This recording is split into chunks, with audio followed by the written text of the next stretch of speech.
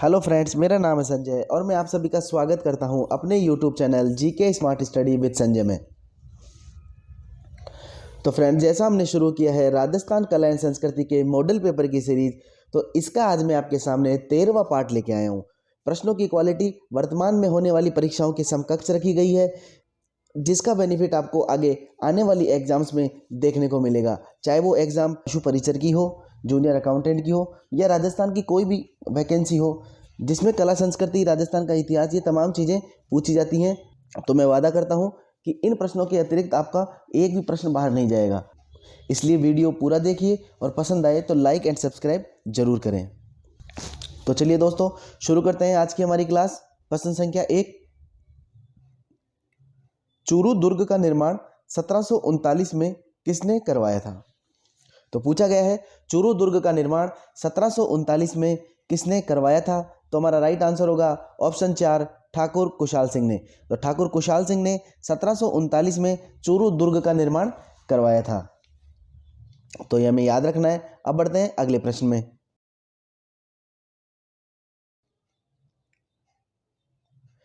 किस मंदिर को खंभों का अजायबघर भी कहा जाता है? किस मंदिर को खंभों का अजायबघर भी कहा जाता है?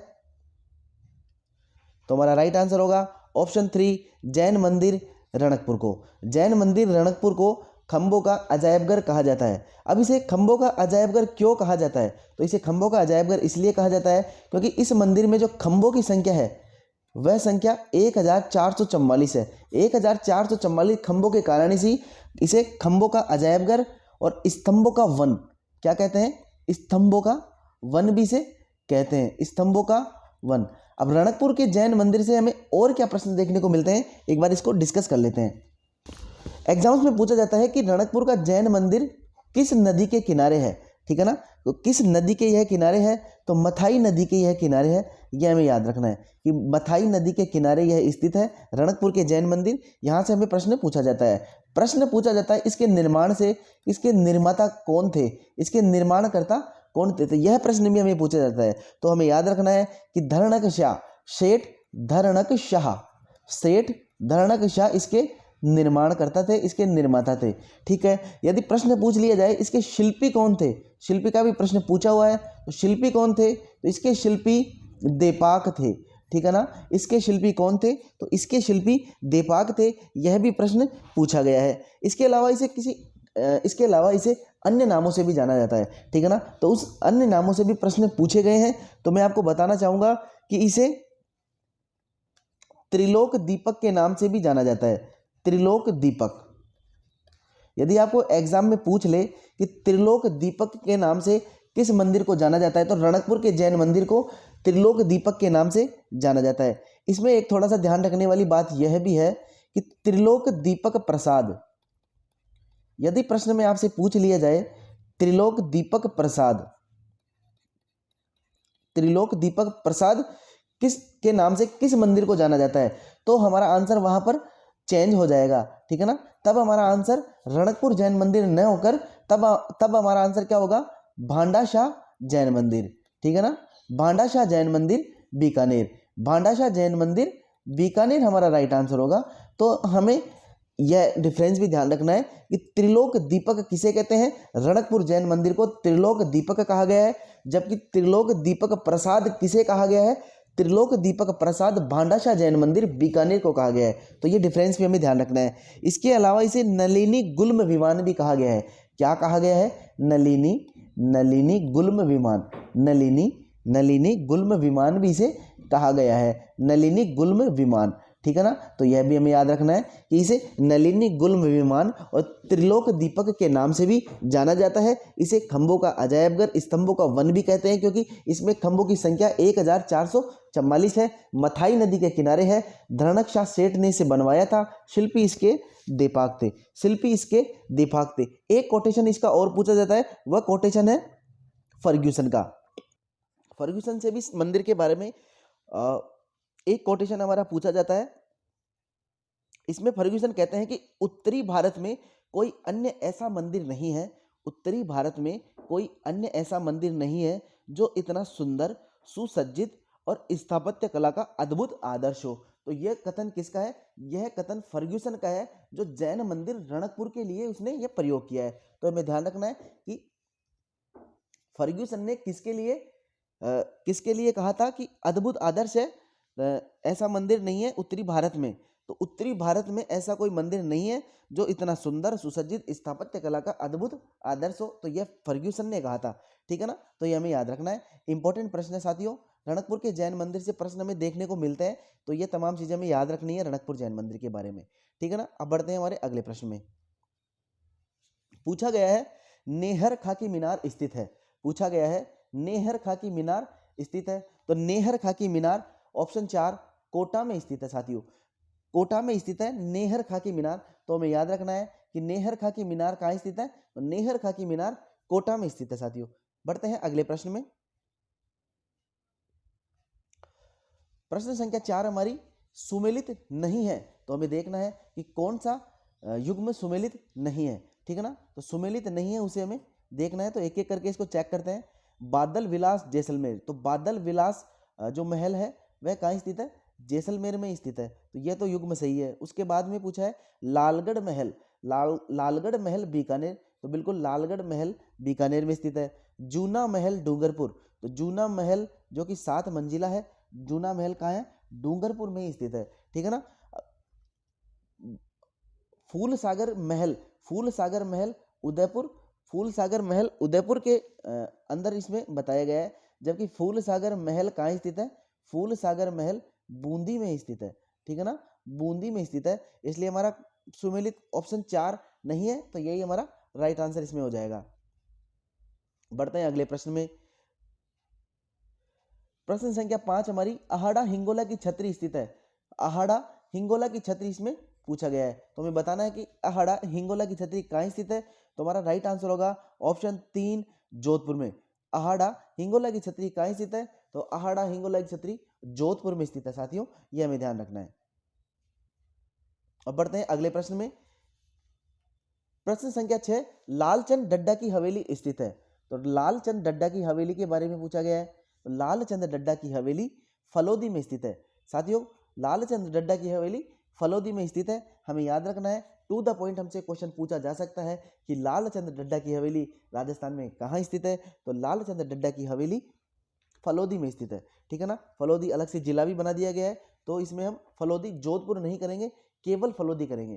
ठीक है ना साथियों, तो करंट के साथ भी अब हम इसको लेके चल रहे हैं क्लास को, नई जीके के हिसाब से। ठीक है ना, अब बढ़ते हैं अगले प्रश्न में। प्रश्न संख्या 7 में हमें गलत युग्म को पहचानना है। ठीक है ना, गलत युग्म को हमें इसमें पहचानना है। तो एक एक करके पढ़ते हैं। हाडी रानी की बावड़ी मालपुरा, तो साथियों हाडी रानी की बावड़ी कहाँ है? मालपुरा में। तो साथियों मैं बताना चाहूंगा कि हाडी रानी की जो बावड़ी है वह मालपुरा में स्थित नहीं है, वह कहाँ स्थित है? टोडा रायसिंह में।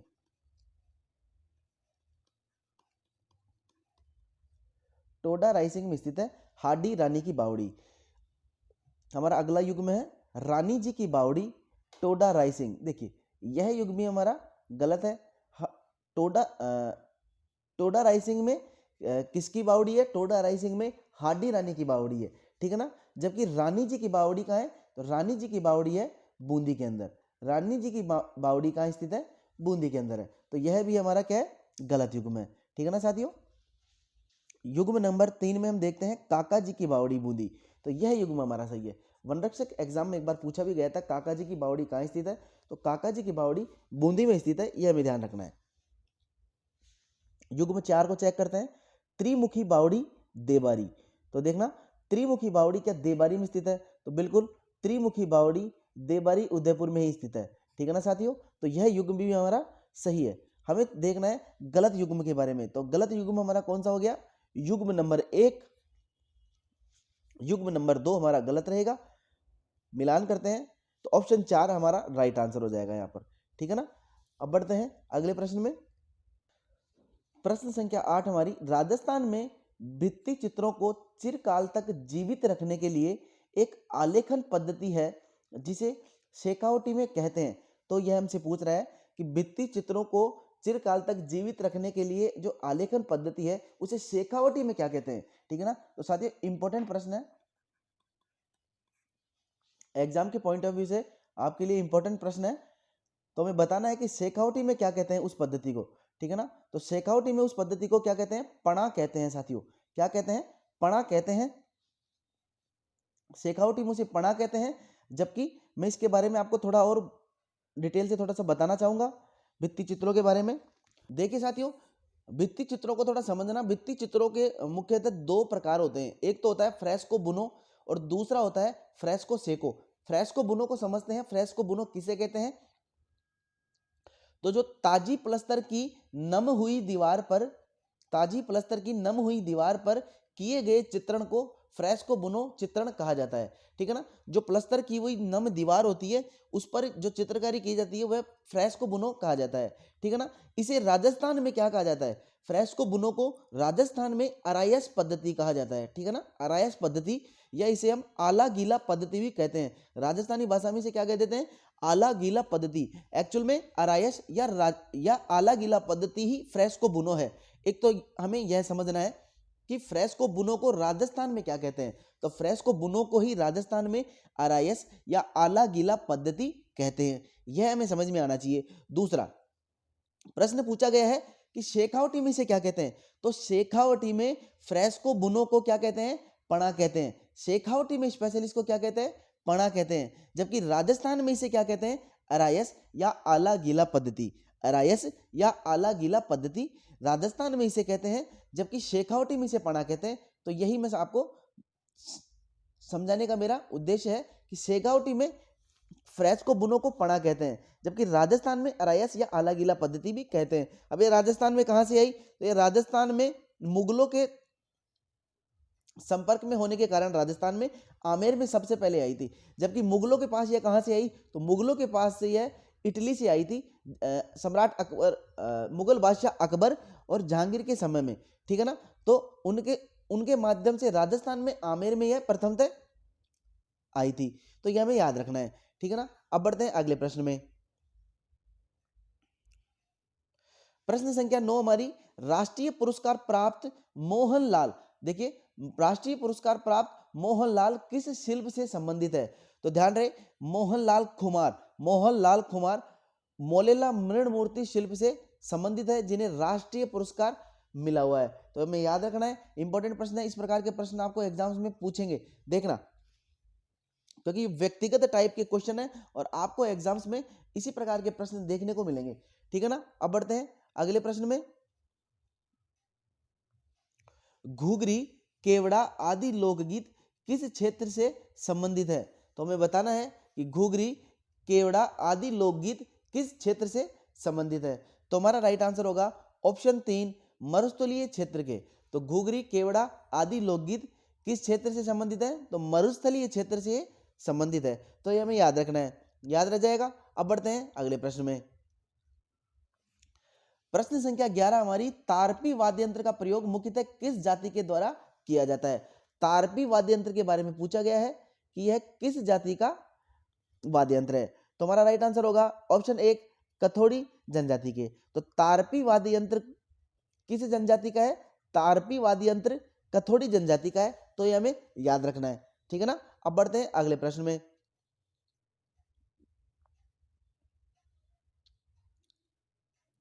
पूछा गया है, निम्नलिखित में से कौन सा मेव लोक नृत्य है, मेव लोक नृत्य है जिसमें स्त्री और पुरुष दोनों भाग लेते हैं। पूछा गया है मेव लोक नृत्य और जिसमें भी स्त्री पुरुष दोनों भाग लेते हैं, वह वाला नृत्य में बताना है। तो लूर जो नृत्य है यह तो गरासिया जनजाति का नृत्य है। गैर जो नृत्य है यह मेवाड़ और बाड़मेर में किया जाने वाला नृत्य है, ठीक है ना। तो यह दोनों तो मेवाती क्षेत्र से संबंधित नहीं है। ऑप्शन 3 और 4 दोनों मेवाती नृत्य है। ऑप्शन 3 और 4 दोनों मेवाती नृत्य है। लेकिन यहां पर समझना, जो रतवई नृत्य है वह केवल स्त्रियों द्वारा किया जाने वाला नृत्य है, जबकि प्रश्न में पूछा गया है स्त्री और पुरुष दोनों द्वारा किए जाने वाला मेव लोक नृत्य, ठीक है ना। तो हमारा राइट आंसर होगा ऑप्शन 4, रणबाजा नृत्य, क्योंकि रणबाजा नृत्य एक युगल नृत्य है और इसमें स्त्री व पुरुष दोनों भाग लेते हैं। तो यह भी हमें ध्यान रखना है, ठीक है ना। जबकि रतवई जो नृत्य है वह केवल स्त्रियों द्वारा किए जाने वाला नृत्य है, ठीक है ना। तो मेवाती क्षेत्र में केवल स्त्रियां रतवई नृत्य करती हैं, जबकि स्त्री और पुरुष दोनों भाग लेते हैं रणबाजा नृत्य में। तो ये हमें याद रखना है, ठीक है ना। अब बढ़ते हैं अगले प्रश्न में। किस कलाकार ने गोपी चंद तथा हीर रांझा का तमाशा प्रारंभ किया था? तो हमें बताना है कि वह कलाकार कौन सा है जिसने गोपी चंद तथा हीर रांझा का तमाशा प्रारंभ किया था। तो हमारा राइट आंसर होगा ऑप्शन 2 वासुदेव भट्ट ने। तो जयपुर के वासुदेव भट्ट ने गोपी चंद तथा हीर रांझा का तमाशा प्रारंभ किया था। तो यह हमें ध्यान रखना है। अब तमाशा से प्रश्न पूछ लिया जाता है कि तमाशा, जयपुर में तमाशा किस शासक के शासनकाल में प्रारंभ किया गया था? तो तत्कालीन शासक से प्रश्न पूछा जाता है, तो हमारा राइट आंसर होगा सवाई प्रताप सिंह के काल में तमाशा प्रारंभ किया गया था, ठीक है ना। तो शासक से यदि प्रश्न पूछा जाए तमाशा से संबंधित, तो हमारा राइट आंसर होगा सवाई प्रताप सिंह। यदि इसके प्रवर्तक के बारे में आपसे प्रश्न पूछ ले, तमाशा के प्रवर्तक के बारे में आपसे प्रश्न पूछ ले, तो हमारा राइट आंसर होगा बंशीधर भट्ट, ठीक है ना। बंशीधर भट्ट तमाशा के प्रवर्तक माने जाते हैं। बंशीधर भट्ट तमाशा के प्रवर्तक माने जाते हैं, जबकि वासुदेव भट्ट ने गोपीचंद तथा हीर रांझा का तमाशा प्रारंभ किया था। तो वासुदेव भट्ट को भी हमें याद रखना है, जबकि प्रवर्तक इसके कौन थे? बंशीधर भट्ट, ठीक है ना। तो ये हमें ध्यान रखना है। प्रश्न संख्या 14 हमारी, दादू के देहांत के पश्चात नारायण दादू पंथ की किस उपशाखा का मुख्य स्थान रहा है? तो इसने पूछा है कि दादू के देहांत के पश्चात नारायणा जो प्रधान पीठ थी, दादू पंथ की किस उपशाखा का मुख्य स्थान रहा है? तो उपशाखा की यदि बात करें तो 5 उपपीठें रही हैं दादू पंथियों की, ठीक है ना। दादू पंथियों की 5 उपपीठें रही हैं। निम्न में से कौन सी दादू पंथ की उपशाखा मुख्य स्थान रहा है दादू जी के देहांत के बाद में? तो हमारा राइट आंसर होगा ऑप्शन 3 खालसा।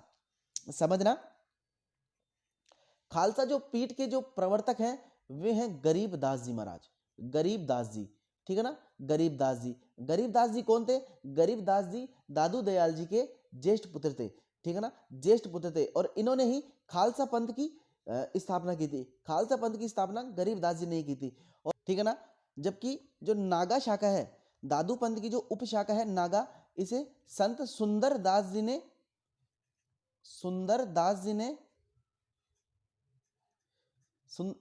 जी ने प्रारंभ किया था, ठीक है ना। तो यह भी हमें ध्यान रखना है कि नागा शाखा के प्रवर्तक कौन थे? तो सुंदरदास जी महाराज नागा शाखा के प्रवर्तक थे, जबकि खालसा शाखा के प्रवर्तक गरीबदास जी महाराज थे। तो यह हमें ध्यान रखना है, याद रह जाएगा। अब बढ़ते हैं अगले प्रश्न में। बिराटिया खुर्द में भरने वाला मेला संबंधित है। पूछा गया है बिराटिया खुर्द में भरने वाला मेला संबंधित है, तो किस लोक देवता से संबंधित है? तो हमारा राइट आंसर होगा ऑप्शन 3 रामदेव जी से। तो बिराटिया खुर्द में भरने वाला मेला रामदेव जी से संबंधित है, तो यह हमें याद रखना है। चलते हैं अगले प्रश्न में। प्रश्न संख्या 16, ओस वालों की कुल देवी है। पूछा गया है ओस वालों की कुल देवी के बारे में। ओस वालों की कुल देवी कौन है निम्न में से? तो ओस वालों की कुल देवी सचिया माता है। तो सचिया माता ओस वालों की कुल देवी है। तुम्हारा राइट आंसर होगा ऑप्शन 3 सचिया माता। सचिया माता ओस वालों की कुल देवी है, जबकि ज्वाला माता खंगारोतो की कुल देवी है। ज्वाला माता खंगारोतो की कुल देवी है ज्वाला माता। इनका मंदिर कहाँ है? जोबनेर जयपुर में। इनका मंदिर कहाँ है? जोबनेर जयपुर में। तो यह भी हमें ध्यान रखना है।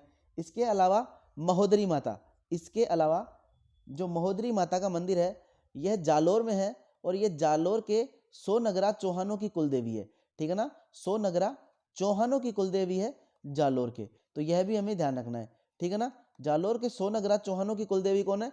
महोदरी माता। जबकि सचिया माता ओस वालों की कुल देवी है। सचिया माता ओस वालों की कुल देवी है, और चामुंडा माता जो कि प्रतिहारों की कुल देवी है, ठीक है ना। प्रतिहारों की कुल देवी है। जोधपुर के प्रतिहारों की कुल देवी थी चामुंडा माता। तो यह हमें ध्यान रखना है। अब बढ़ते हैं अगले प्रश्न में। प्रश्न संख्या 17 हमारी, निम्न में से राजस्थान का कौन सा जिला कानन मेला से संबंधित है? देखिए कानन मेले के बारे में पूछा गया है कि कानन मेला संबंधित है? तो हमारा राइट आंसर होगा ऑप्शन 3 बाड़मेर में। कानन मेला बाड़मेर से संबंधित है और इसमें गैर नृत्य मुख्यतः किया जाता है, ठीक है ना। तो हम कह सकते हैं कि कानन मेले का आकर्षण का केंद्र गैर नृत्य होता है, आकर्षण का केंद्र, ठीक है ना। तो कानन मेले का आकर्षण का केंद्र क्या होता है? गैर नृत्य होता है। अब गैर नृत्य के बारे में आपको बताया भी गया है कि यह मेवाड़ और बाड़मेर दोनों जगह किया जाता है, ठीक है ना। मेवाड़ और बाड़मेर के पुरुषों द्वारा किए जाने वाला नृत्य है, तो दोनों जगह ही गैर नृत्य किया जाता है, तो यह भी हमें ध्यान रखना है। अब बढ़ते हैं अगले प्रश्न में। बैसाख शुक्ल तृतीया और श्रावण कृष्ण पंचमी को कौन से त्योहार पड़ते हैं? तो बैसाख शुक्ल तृतीया को आखा तीज पड़ती है, अक्षय तृतीया जिसको बोला जाता है, और नाग पंचमी पड़ती है श्रावण कृष्ण पंचमी को। तो हमारा युग्म रहेगा आखा तीज और नाग पंचमी। मिलान करते हैं तो ऑप्शन 2 हमारा राइट आंसर होगा, ठीक है ना। आखा तीज और नाग पंचमी राइट आंसर होंगे हमारे ऑप्शन 2 में। बढ़ते हैं अगले प्रश्न में। डूंगरशाही ओढ़नी राजस्थान में किस कला से संबंधित है? तो डूंगरशाही ओढ़नी के बारे में हमसे पूछा गया है कि राजस्थान में किस कला से यह संबंधित है। तो हमारा राइट आंसर होगा ऑप्शन 1 बातिक कला से, ठीक है ना। बातिक कला से यह संबंधित है। यह बातिक कला खंडेला सीकर में प्रसिद्ध है, ठीक है ना। खंडेला सीकर किसके लिए प्रसिद्ध है? बातिक कला के लिए प्रसिद्ध है। एक आपको इसमें एक प्रश्न का और ध्यान रखना है। यदि आपसे पूछ लिया जाए कि डूंगरशाही ओढ़नी कहाँ की प्रसिद्ध है, ठीक है ना, डूंगरशाही ओढ़नी कहाँ की प्रसिद्ध है, तो डूंगरशाही ओढ़नी जोधपुर की प्रसिद्ध है, आपको यह भी ध्यान रखना है, ठीक है ना मेरे प्यारे साथियों। डूंगरशाही ओढ़नी कहाँ की प्रसिद्ध है? तो डूंगरशाही ओढ़नी जोधपुर की प्रसिद्ध है। यदि प्रश्न कला से पूछ लिया जाए तो बातिक कला, यदि स्थान के लिए पूछ लिया जाए तो सीकर का खंडेला किस लिए प्रसिद्ध है? तो सीकर का खंडेला बातिक के लिए प्रसिद्ध है, तो यह भी हमें ध्यान रखना है। अब बढ़ते हैं अगले प्रश्न में। तो प्रश्न संख्या 20 होगी हमारी, चूप नामक आभूषण शरीर के किस अंग पर पहना जाता है? तो चूप नामक आभूषण के बारे में हमसे पूछा गया है कि किस शरीर के किस अंग पर यह पहना जाता है। तो हमारा राइट आंसर होगा ऑप्शन 3 दांत में। तो चूप जो है दांत में पहना जाता है। अब चूप क्या होता है? एक सोने के तार होते हैं, बारीक सोने के जो तार होते हैं उन्हें उन्हें चूप कहा जाता है, और ये दांतों में जो दांतों के जो अगले हिस्से होते हैं उसमें इनको लगवाया जाता है। तो सोने के जो बारीक तार होते हैं जिन्हें दांतों पर लगाया जाता है, इन्हें कहते हैं चूप, ठीक है ना, इन्हें कहते हैं चूप। प्रश्न यह भी पूछ लिया जाता है कि चौंप कहाँ पर पहना जाने वाला आभूषण है, ठीक है ना। कंफ्यूजन करने वाले जो शब्द हैं, सिमिलर शब्द हैं चूप और चौंप। तो याद रखना जो चौंप है हमारा वह नाक में पहना जाने वाला आभूषण है, ठीक है ना। चौंप जो है नाक में पहना जाता है और चूप जो है वह दांत में लगाने का आभूषण है, ठीक है ना। एक यहाँ पर ध्यान रखना कि दांत के लिए रखन भी पूछ लिया जाता है। रखन आभूषण कहाँ पहना जाता है? तो रखन आभूषण भी दांत में पहना जाता है। तो रहते हैं अगले प्रश्न में।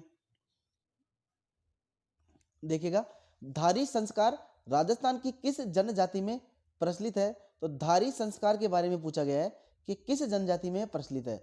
तो हमारा राइट आंसर होगा ऑप्शन 3 सहरिया जनजाति में, ठीक है ना। तो हमें याद रखना है कि सहरिया जनजाति में धारी संस्कार प्रचलित होता है, ठीक है ना। अब बढ़ते हैं अगले प्रश्न में।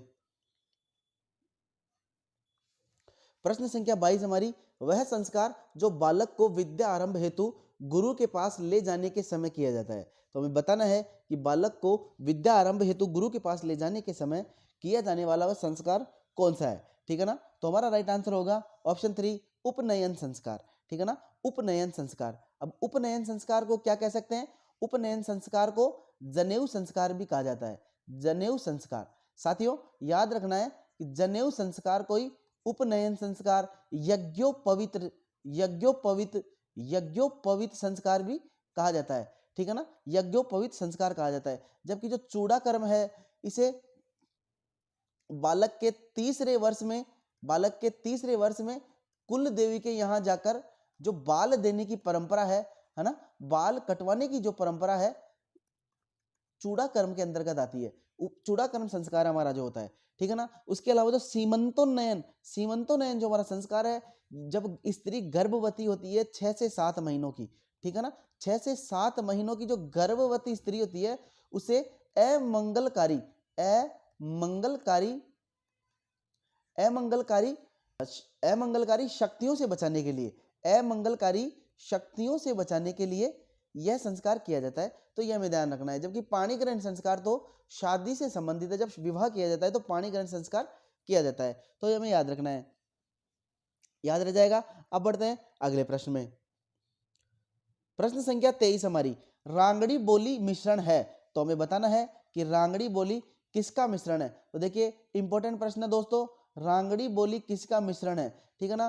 तो रांगड़ी बोली पहली बात तो मालवा के अंदर बोली जाती है, रांगड़ी बोली मालवा में बोली जाती है रांगड़ी बोली। और यह मिश्रण किसका है, तो हमारा राइट आंसर होगा ऑप्शन 2, मारवाड़ी एवं मालवी बोली के मिश्रण से जो बोली बनी है वह कहलाती है रांगड़ी, ठीक है ना। तो याद रखना, एग्जाम के पॉइंट ऑफ व्यू से बहुत ही अच्छा प्रश्न आपके लिए लेकर आए हैं, तो याद रह जाएगा। अब बढ़ते हैं अगले प्रश्न में। डॉक्टर एलपी टेसीटोरी संबंधित है, तो डॉक्टर एलपी टेसीटोरी संबंधित है चारण साहित्य से, तो हमारा राइट आंसर होगा ऑप्शन 1, चारण साहित्य से संबंधित है डॉक्टर एलपी टेसीटोरी। तो यह हमें याद रखना है। बढ़ते हैं अगले प्रश्न में। बीसलदेव रासो की मुख्य महिला पात्र कौन सी है, तो आज का हमारा आखिरी प्रश्न, प्रश्न संख्या 25, बीसलदेव रासो की मुख्य महिला पात्र कौन सी है। तो बीसलदेव एक रासो एक ग्रंथ है जो नरपति नाल ने लिखा है। इसमें जो महिला पात्र है उसका नाम हमसे पूछा गया है, इसमें महिला पात्र कौन है। तो इसका राइट आंसर होगा ऑप्शन 2, राजमती। राजमती कौन थी, राजमती परमार राजा भोज की पुत्री थी, ठीक है ना, परमार राजा भोज की पुत्री थी, जिसे बीसलदेव रासो के साथ एक प्रेम प्रसंग के रूप में दिखाया गया है, ठीक है ना। तो यदि प्रश्न आपको बीसलदेव रासो से पूछ ले कि इसके लेखक कौन है, तो इसके लेखक है नरपति नाल, नरपति नाल। इसके लेखक कौन है, नरपति नाल। यदि आपसे प्रश्न पूछ ले कि बीसलदेव रासो में कौन सा प्रधान रस है, ठीक है ना, यदि प्रधान रस पूछ ले कि बीसलदेव रासो में कौन सा प्रधान रस है, तो आपको ध्यान रखना है कि इसमें श्रृंगार रस प्रधान है। कौन सा प्रधान रस है, श्रृंगार रस प्रधान रस है, ठीक है ना, श्रृंगार रस इसमें प्रधान रस है। तो यह भी हमें ध्यान रखना है, ठीक है ना, इंपॉर्टेंट प्रश्न है दोस्तों, याद रखना है। तो दोस्तों यह थी आज की हमारी क्लास। वीडियो पसंद आए तो वीडियो को लाइक और चैनल को सब्सक्राइब जरूर करें। धन्यवाद।